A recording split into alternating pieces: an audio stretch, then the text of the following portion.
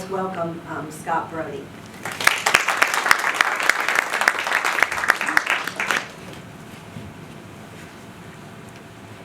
Thank you. Very exciting for all of us to be here today. Special place to meet and a wonderful group of people to bring together around such an important issue. I want to share with you this panel that we brought together, and it's really an amazing group that you're going to hear from today. Dawn Ewing, the Executive Director of Project Maury, Lynn Stanley, who is the lead for the New Hampshire After School Network and has done some amazing things that I think are really going to point the way for many states in the area of competency-based education. And also Carolyn Hudman, who is the director of the Kentucky Out of School Alliance.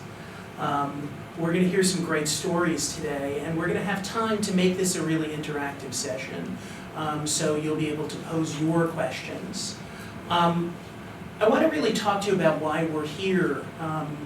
I first went to a P21 event probably 6 years ago, and I think I was one of the only speakers they had maybe ever had at that point talking about 21st century learning that was not in a K-12 context. And I had been drawn to their work because in so many ways, the P21 framework is very compelling. How many of you are familiar with the 4 C's as a sort of working term, right? So communication, collaboration, critical thinking, and problem solving, creativity. These are really at the center of the conversation about the skills that children are going to need to succeed and thrive in the 21st century. And much of that conversation has been provoked by the work of this amazing group of people, which has been going on for 14 years now, I think. Is that the right number? Yeah. So here's the interesting thing about this set. I mean, look, there are so many competencies and mindsets, and we're all sort of bombarded with all of this information. Today it's grit, tomorrow it's curiosity, it's so many things. But here's what's so attractive about the P21 framework. It is empirically derived, right? It comes from work that has been done over and over again, surveying of employers of every size and type who have been asked the question, what skills are most important to you to see in a worker, an applicant to your work environment, whether they're graduating from high school, a 2-year program, a 4-year program, and all of this data has been incorporated in this sort of question set. And over again, when this polling is done and sort of the vehicle has been the critical skills survey, but frankly you can open any copy of Time magazine, the Harvard Business Review, just over and over again we know these same skills come forward. And when you look at this data, that 97% of employees think critical thinking is an essential skill, 95% communication, 93% creativity and the innovation skill set, 92% collaboration and team building. There is no denying that these are the critical skills. And they also, the data reveals, happen to truly define the skills gap today. And we can talk about technical skills mismatch or the fact that there aren't enough coders at any given moment, but this gap is persistent. And this gap is important. And it exists because there is a disconnect, there is a misalignment between the outputs from our K-12 system and the realities of the workplace. And that is an incredibly compelling reason that so much effort has been focused on education reform, as it should be. So, P21 is part of what it does. It goes out, I mean, it has amazing tools for school districts and school leaders to think about how to incorporate this skill set into the classroom, into the school experience. And that really has been the focus of P21's work. And it's not just Common Core, it's so many other things. And we know that even if we sort of fully live into a Common Core or substitute your state's new school standards not called Common Core, that even if we fully live into that, we are still going to have critical gaps in these areas. So there's a pressing need to address this and to change the way that we educate our children in the K-12 system. And we're all familiar with some of the shining stars, the deeper learning networks, for instance, 500 plus schools, and we know them. Asia Society is represented here, New Tech, KIP. There's so many amazing networks that are doing innovative things in this space and trying to restructure the school experience. And P21 actually has an exemplar program, which is quite extraordinary, where they really try to call out the schools that are doing really remarkable work in this area. So I actually had the pleasure of being with a group of students that were working on a problem. So we could call this problem-based learning, project-based learning, which we know is one of the strongest vehicles for this sort of interdisciplinary, applied skill learning.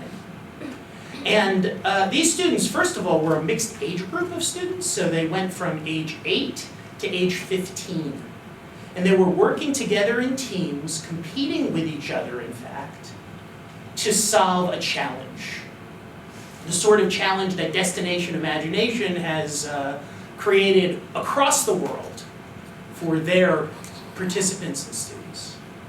They were given 2 or 3 very large pieces of cardboard and a couple of rolls of duct tape, and they were asked to build a boat that could hold one of them in water. They had to travel a certain distance. They had a limited period of time to do this, and the adults that were present were facilitators. They were not going to tell them how to do this. They were going to help them if they hit a bump. They were going to sort of step back and mentor when necessary. And it was extraordinary to see this group engaged in work that was instantly meaningful to them, right?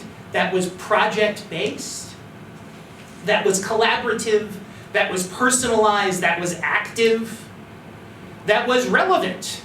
Here it is. And of course, there were all sorts of STEM-related issues that got embedded in this. What is buoyancy? How does this work? How do we engineer this? How do we look at how quickly the water is going to permeate this cardboard? What about timing? Who's the lightest?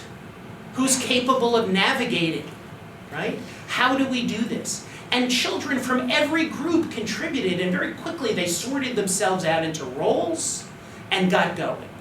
Because they had to, right? Because they wanted to. It was absolutely an extraordinary thing to witness, and I saw the role of the adults as learning designers and orchestrators, as caring guides and mentors.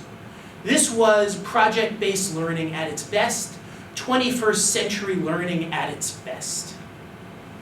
And this was not in a classroom. This was at a summer camp. And of course, we all think of camp as fun, as if somehow that is the only outcome that can come from that experience.